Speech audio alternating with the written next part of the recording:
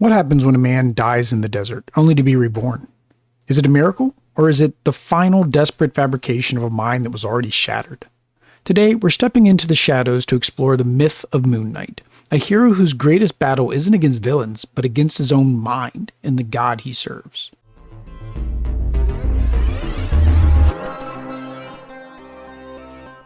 Welcome back to Marvel Echoes Resonance. I'm Will. So today we're going to talk about Moon Knight. But before we get into the mummy-like vestments and the crescent darts, we have to start with the man, Marc Spector. And the key to understanding him is knowing that he was a broken man long before he put on the mask. A former Marine, boxer, and mercenary, Marc's life was defined by violence. He was a ghost, haunted by the things he'd done, a man searching for a war that might finally give his life some type of meaning.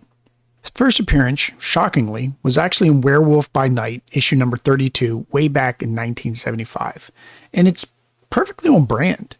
He wasn't a hero. He was a hired gun, an antagonist brought in to capture Jack Russell, the werewolf.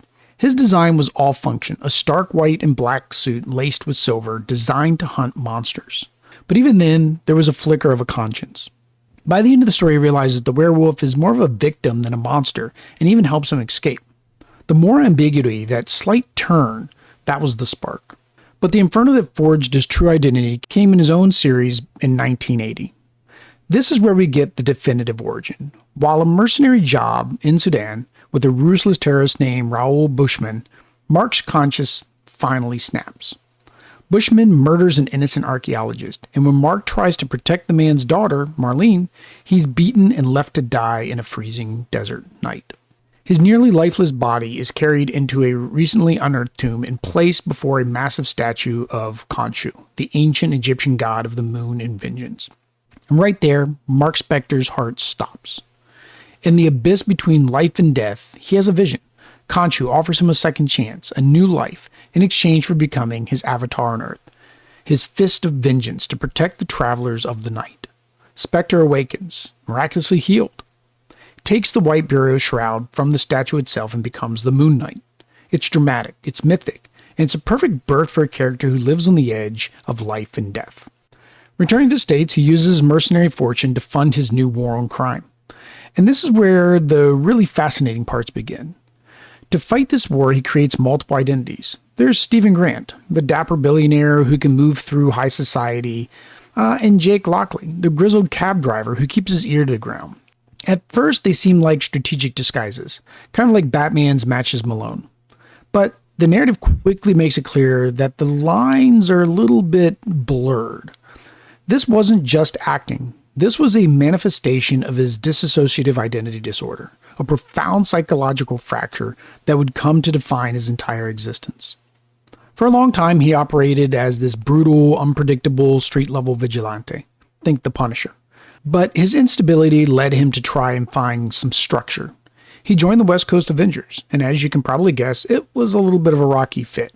His leader, Hawkeye, was constantly on his case about his violent methods, similar to US agents, which we talked about in episode 2. It was like trying to fit a square peg in a round hole. But this era was critical because it showed that his DID wasn't just a weakness. In one story, the team is hit with a psychic attack. While the other Avengers are knocked out, Marc is able to resist by consciously letting his other alters take over. The very thing that made him an outcast also made him uniquely formidable. That's the paradox of Moon Knight.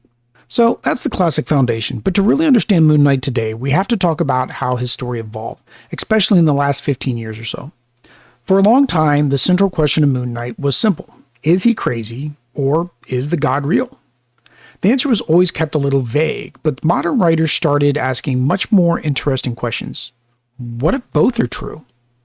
This brings us to the 2014 run of Warren Ellis and Declan Shalvey. It's a game changer. This series reinvented Moon Knight for the modern era by introducing the Mr. Knight persona. He's the sharp-suited, pragmatic consultant of the police. It's a very different vibe, less of a Cape Crusader, more of the supernatural detective. Each issue is a stylish, self-contained case, almost like an episode of The X-Files, but with, well, more punching. This run made him feel fresh and dangerous in a whole new way, and that Mr. Knight look has become iconic. But the absolute peak, the definitive story of the character, is in the 2016 run by Jeff Lemire and Greg Smallwood. If you read one Moon Knight story, this is the one. This is not just an adventure. It's a surreal, psychedelic therapy session. The story starts with Marc waking up in the mental hospital, being told his entire life as Moon Knight has been a delusion he's had since childhood. As a reader, you're just as disoriented as he is, and I was one when I was reading it. You're questioning everything you know or thought you knew. The narrative brilliantly deconstructs his entire history. Different artists draw the world of his different alters, making you feel the fragmentation of his mind. In the end, Marc realizes that Khonshu isn't a savior, but the cosmic parasite who found a traumatized child and exploited his pain. The climax isn't a big fight, it's an act of radical self-acceptance. Marc defeats Khonshu by integrating all of the parts of his own identity and declaring that he is Moon Knight, not because of the god, but in spite of him. It is his true rebirth, and it's one of the most powerful character arcs in modern comics.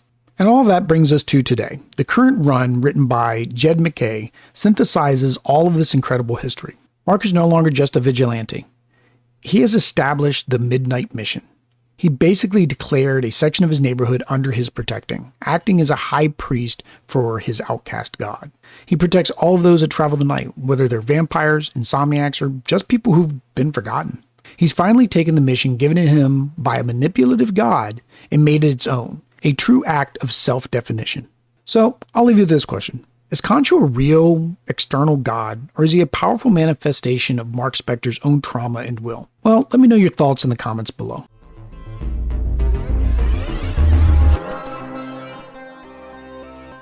Thanks as always for listening to this episode of Marvel Echoes.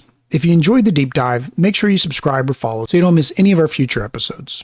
Leaving a like or a review or a comment really helps the podcast grow. And for more content, including a further deep dive and new reader guide, make sure you visit the link in the description below. Till next time, true believers, make mine Marvel.